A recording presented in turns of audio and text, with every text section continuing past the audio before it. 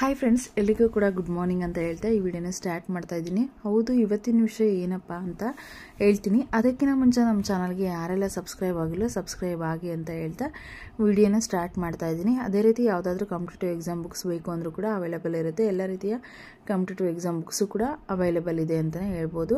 ಸ್ಕ್ರೀನಲ್ಲಿ ಕಾಣಿಸ್ತಿರೋ ನಂಬರ್ಗೆ ನೀವು ಕಾಲ್ ಮಾಡಿ. ನೋಡಿ, ಇವತ್ತಿನ ವಿಷಯ ಏನಪ್ಪ ಅಂದರೆ, ದೈಹಿಕ ಶಿಕ್ಷಕರ ಹುದ್ದೆ ಎಲ್ಲ ಕಡೆ ತುಂಬಾ ಪೋಸ್ಟ್ ಖಾಲಿ ಇದ್ದಾವೆ. ಓಕೆನಾ, ಎಷ್ಟು ಅಂತ ಹೇಳೋಕ್ಕೆ ಅಂತ ಹೇಳ್ತೀನಿ. ಓಕೆನಾ, ಎಷ್ಟೆಷ್ಟು ಖಾಲಿ ಇದ್ದಾವೆ ಏನು ಎತ್ತಾ ಅಂತ ಹೇಳಿ. ಇನ್ನು ನೋಡಿ, ಜಿಲ್ಲೆಯಲ್ಲಿ ದೈಹಿಕ ಶಿಕ್ಷಕರ ಕೊರತೆ ಅಂತೂ ತೀವ್ರವಾಗಿ ಎದ್ದು ಕಾಣ್ತಿದೆ ಅಂತಲೇ ಹೇಳ್ಬೋದು.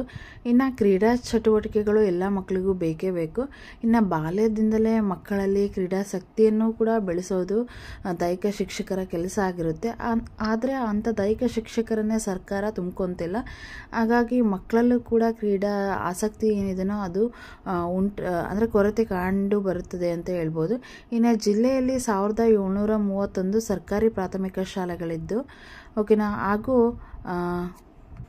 ಪ್ರೌಢಶಾಲೆಗಳಲ್ಲೂ ಕೂಡ ಹೆಚ್ಚಿನ ಸಂಖ್ಯೆಯಲ್ಲಿ ಖಾಲಿ ಇದೆ ಅಂತಲೇ ಹೇಳ್ಬೋದು. ಪ್ರೌಢಶಾಲೆಯಲ್ಲಿ ಮಂಜೂರಾಗಿರ್ತಕ್ಕಂಥ ಹುದ್ದೆಗಳು 311. ಇನ್ನು ಖಾಲಿ ಹುದ್ದೆಗಳ ಸಂಖ್ಯೆ ಬಂದ್ಬಿಟ್ಟು 88 ಇದ್ದಾವೆ ಸರ್ಕಾರಿ ಪ್ರೌಢಶಾಲೆಯಲ್ಲಿ ದೈಹಿಕ ಶಿಕ್ಷಕರು. ಇನ್ನು ಸರ್ಕಾರಿ ಪ್ರಾಥಮಿಕ ಶಾಲೆ ದೈಹಿಕ ಶಿಕ್ಷಕರು ಮಂಜೂರಾಗಿರ್ತಕ್ಕಂತಹ ಹುದ್ದೆ 339. ಇನ್ನು ಖಾಲಿ ಹುದ್ದೆಗಳು 234 ಇದ್ದಾವೆ. ಓಕೆನಾ, ನಾನು ಇದಿಷ್ಟು ಅಂಕಿಅಂಶಗಳನ್ನ ಹೇಳ್ತಾ ಇದ್ದೀನಿ. ಆದರೆ ದೈಹಿಕ ಶಿಕ್ಷಕರದ್ದು ಕೂಡ ತುಂಬ ಪೋಸ್ಟ್ ಖಾಲಿ ಇದ್ದಾವೆ ಅಂತಲೇ ಹೇಳ್ಬೋದು. ನೀವೇ ನೋಡಿರ್ಬೋದು, ಕಾಲ್ ಫಾರ್ಮೇ ಮಾಡಿಲ್ಲ. ಹಲವು ಕಡೆ ಏನಾಗ್ತಿದೆ ಅಂತ ಹೇಳಿ ಬೇರೆ ವಿಷಯದ ಶಿಕ್ಷಕರು ಕೂಡ ಅವರೇ ಏನು ಮಾಡ್ತಿದ್ದಾರೆ, ದೈಹಿಕ ಶಿಕ್ಷಣವನ್ನು ಬೋಧಿಸ್ತಿದ್ದಾರೆ. ಸೊ ಎಲ್ಲ ಎಕ್ಸಸೈಸು ಕೂಡ ಅವರೇ ಮಾಡಿಸ್ತಿದ್ದಾರೆ.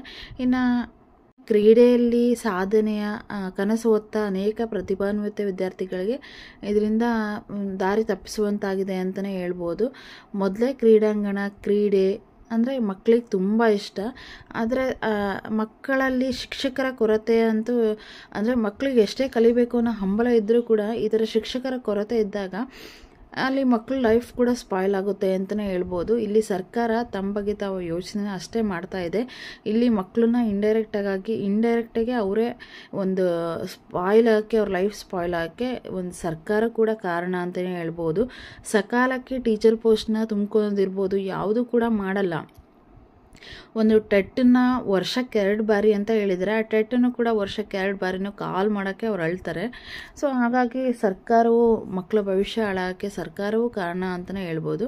ಅಂದರೆ ಟೀಚರ್ಸು ಬಹುಮುಖ್ಯವಾಗಿ ಬೇಕಾಗಿರ್ತಕ್ಕಂಥವ್ರು, ಅದು ಕ್ವಾಲಿಫೈಡ್ ಟೀಚರ್ಸ್ನ. ಈಗ ನೋಡಿ, ಒಂದು ಸ್ಕೂಲಲ್ಲಿ 2-3 ಟೀಚರ್ಸ್ ಇದ್ದರೆ ಅಲ್ಲಿರ್ತಕ್ಕಂತಹ ಹಳ್ಳಿಗಳಲ್ಲಿರ್ತಕ್ಕಂತಹ ಪೇರೆಂಟ್ಗೂ ಕೂಡ ಅನಿಸುತ್ತೆ, ಏನು ಒಬ್ಬರೇ ಟೀಚರು ಎಲ್ಲ ಸಬ್ಜೆಕ್ಟನ್ನು ಮಾಡ್ತಾರೆ, ಇಬ್ಬರೇ ಟೀಚರು ಎಲ್ಲ ಸಬ್ಜೆಕ್ಟನ್ನು ಮಾಡ್ತಾರೆ ಅಂತ ಅವ್ರಿಗೂ ಕೂಡ ಅನಿಸೋದ್ರಿಂದ ಸೊ ಅವರು ಕೂಡ ಮಕ್ಕಳನ್ನ ಶಾಲೆಗೆ ಸೇರ್ಸೋಕ್ಕೆ ಹಿಂದೆ ಮುಂದೂ ನೋಡ್ತಾರೆ. ಸೊ ಹಾಗಾಗಿ ಶಾಲೆಯಲ್ಲಿ ಏನೋ ಮಕ್ಕಳು ಜಾಯ್ನ್ ಆಗ್ತಿಲ್ಲ, ಇದು ಒಂದು ಕಾರಣ ಆಗಿರುತ್ತೆ. ನೀವೇ ನೋಡ್ಬೋದು, 2007ರಿಂದನೂ ಕೂಡ ದೈಹಿಕ ಶಿಕ್ಷಕರ ನೇಮಕಾತಿ ನಡೆದೇ ಇಲ್ಲ. ಸೊ ಹಾಗಾಗಿ ಪಾಪ ಎಲ್ಲ ದೈಹಿಕ ಶಿಕ್ಷಕರು ಯಾರಿದ್ದಾರೋ ಸೊ ಅವರೆಲ್ಲ ನಿರುದ್ಯೋಗವನ್ನು ಅನುಭವಿಸ್ತಿದ್ದಾರೆ ಅಂತಲೇ ಹೇಳ್ಬೋದು.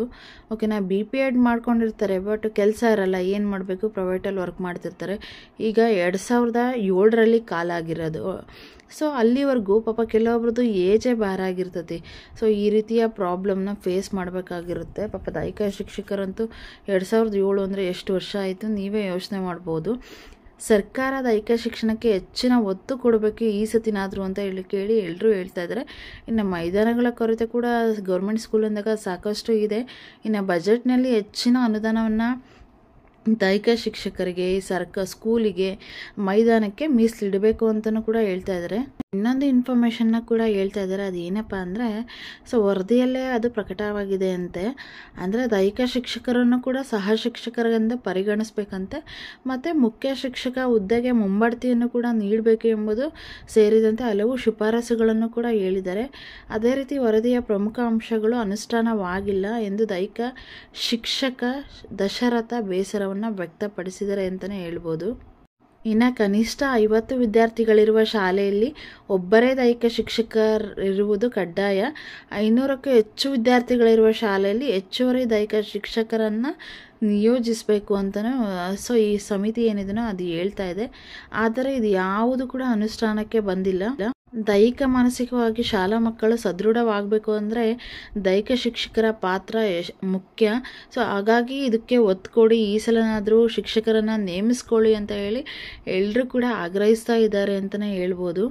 ಇನ್ನು ದೈಹಿಕ ಶಿಕ್ಷಕರ ಹುದ್ದೆಗಳು ಖಾಲಿ ಇರುವುದರಿಂದ ಮಕ್ಕಳ ದೈಹಿಕ ಚಟುವಟಿಕೆಗಳು ಆಟೋಟ ಕ್ಷೀಣಿಸ್ತಿದ್ದು ಮಕ್ಕಳು ಏನು ಮಾಡ್ತಾರೆ, ಮೊಬೈಲ್ಗಳಲ್ಲೇ ಹೆಚ್ಚಿಗೆ ಕಾಲ ಕಳೀತಾರೆ. ಸೊ ಇದು ಒಂದು ಮೊಬೈಲ್ ಯೂಸ್ ಮಾಡೋಕ್ಕೆ ಒಂದು ಪ್ರಮುಖ ಕಾರಣ ಅಂತಲೇ ಹೇಳ್ಬೋದು. ಇನ್ನು ದೈಹಿಕ ಶಿಕ್ಷಕರ ನೇಮಕಾತಿ ನಡೆಯುತ್ತಿಲ್ಲ. ಸೊ ಅತಿಥಿ ಶಿಕ್ಷಕರ ಹುದ್ದೆಗೂ ಕೂಡ ಅವಕಾಶ ಇಲ್ಲ. ಇದು ನಿರುದ್ಯೋಗ ಹೆಚ್ಚಳಕ್ಕೂ ಕೂಡ ಕಾರಣವಾಗಿದೆ ಅಂತ ಹೇಳ್ತಾ ಇದ್ದಾರೆ. ಇನ್ನು ಪ್ರಾಥಮಿಕ ಶಾಲೆಯಲ್ಲಿ ಓದ್ತಿರ್ತಕ್ಕಂತಹ ಮಕ್ಕಳಿಗೆ ಮಾನಸಿಕ ಬೆಳವಣಿಗೆ ಜೊತೆ ದೈಹಿಕ ಶಿಕ್ಷಕ ಸಹ ಅವಶ್ಯಕತೆ ಇದೆ. ಆದ್ದರಿಂದ ಕೂಡಲೇ ದೈಹಿಕ ಶಿಕ್ಷಕರನ್ನು ನೇಮಕ ಮಾಡಿಕೊಳ್ಬೇಕು, ಖಾಲಿ ಹುದ್ದೆಗಳನ್ನು ಭರ್ತಿ ಮಾಡಿಕೊಳ್ಬೇಕು. ದೈಹಿಕ ಶಿಕ್ಷಕರ ವೃಂದ ಮತ್ತು ನೇಮಕಾತಿಯಲ್ಲಿ ಬದಲಾವಣೆ ಆಗಬೇಕು. ಸೊ ಅವ್ರಿಗೂ ಕೂಡ ಏನು ಮಾಡಬೇಕು, ಮುಖ್ಯ ಶಿಕ್ಷಕ ಹುದ್ದೆಗೆ ಬಡ್ತಿಗೆ ಅವಕಾಶವನ್ನು ಕೊಡಬೇಕು ಅಂತ ಹೇಳಿ ಕೇಳ್ಕೊತಾ ಇದ್ದಾರೆ. ಅದೇ ರೀತಿ ಇಷ್ಟು ಕೂಡ ಇವತ್ತಿನ ಇನ್ಫಾರ್ಮೇಷನ್ ಆಗಿರುತ್ತೆ. ಈ ವಿಡಿಯೋ ಇಷ್ಟ ಆದರೆ ಲೈಕ್ ಕೊಡಿ, ಶೇರ್ ಮಾಡಿ, ಸಬ್ಸ್ಕ್ರೈಬ್ ಮಾಡಿ ಅಂತ ಹೇಳ್ತಾ ಇನ್ನೂ ಇನ್ಫಾರ್ಮೇಷನ್ ಬರ್ತಾ ಹೋಗುತ್ತೆ ನಮ್ಮ ಚಾನಲ್ನ ಸಬ್ಸ್ಕ್ರೈಬ್ ಮಾಡೋದನ್ನು ಮರಿಬೇಡಿ. Thanks for watching. By, take care.